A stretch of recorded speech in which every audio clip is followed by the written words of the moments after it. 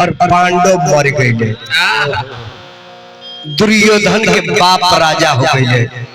तब बेटा के मुंह माया में लागल कृष्ण कहले कि धर्मराज इमे लड़ाई लड़े के पड़ी, तुम मानत बाना। तब पांचों भाई पांडव हस्तिनापुर में बैठल बारे जगह है, पांचों पुत्र बारे हमारे चाचा के दामादो बेटे में आवेले। पांच भाई पांडव दरबार में बैठल लड़ाई करता रहे धर्मराज कि हमनी के बाप मर गए, चाचा हमनी के हक न खंदे। दुर्योधन बरियारी करता कन्हैयो के बात नहीं मनत, हमनी के का कइया। त धर्मराज कहले कि पांचों भाई हमनी के एगो काम करे के, हमनी के पिताजी के स्वर्गवास हो गई, इससे अपने बाबूजी के नाम पर एगो यज्ञ करावे के। जेंगा धनंजय बाबू यज्ञ करावतनी ई पिताजी के मुक्ति खातिर।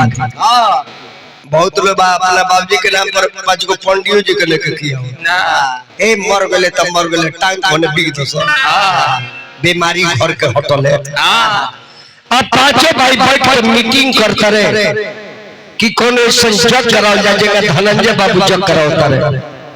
पांचों भाई पांडव मीटिंग करते रहे कि हमने के गुच्चा करावे के, कि हमने के बाप के झंडा फहराओ, ईजा हमने के गजल बता हमरा बाप का नाम होइजा तो रोशन होई। इहे राय करतलो तल नारद बाबा बीड़ा बजाते वही में पहुंच गए, वही मीटिंग में पहुंच गए। अरे बीड़ा बजाओ तो नारद बाबा, बीड़ा बजाओ तो नारद बाबा आ गए।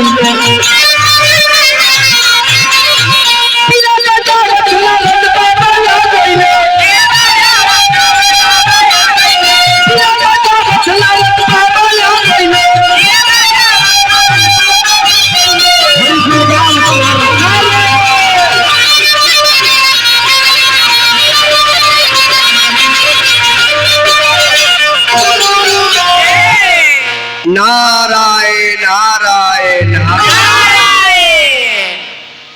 पांचों भाई दंडवत कैले, कहले कि हे मुनिवर,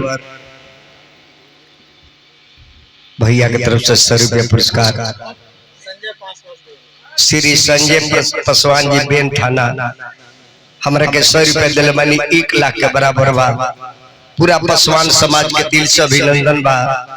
ए बिहार में को हमरे सन कलाकार बा, आज ले जाति पाति हम ना जननी ना, आ दुनिया में कोन ऐसन बेरादर जात नहीं जेकर नमक हम नहीं खइले।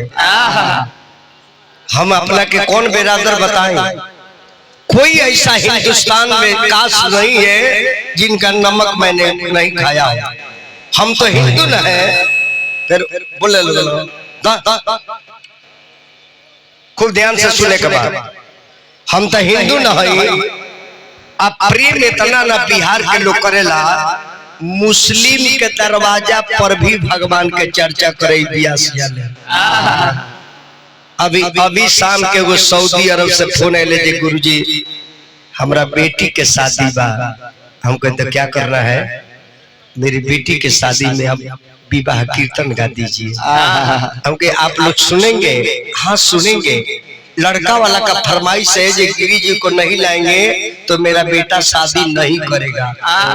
तो मुस्लिम की अब आज बननी है 51,000 में अपने गोपालगंज जिला लालू जी के घर में। तो आ रात भर लोग सुनेला, अपन लोग भोजन अलग करला, हमने के भोजन अलग बनेला। अब भगवान के चर्चा करे माला उला के का जानता जो उनकर कौन चर्चा बा। हम इतने जानते नहीं अल्लाह अल्लाह करे लालू, लेकिन लोग में राम जी की चर्चा गई। चाचा के तो आशीर्वाद। अच्छा मौसा बानी विकास पासवान, अखिलेश पासवान जी बेन के रहने वाले, बहुत बहुत पुरस्कार पूरे पासवान समाज का अभिनंदन बा।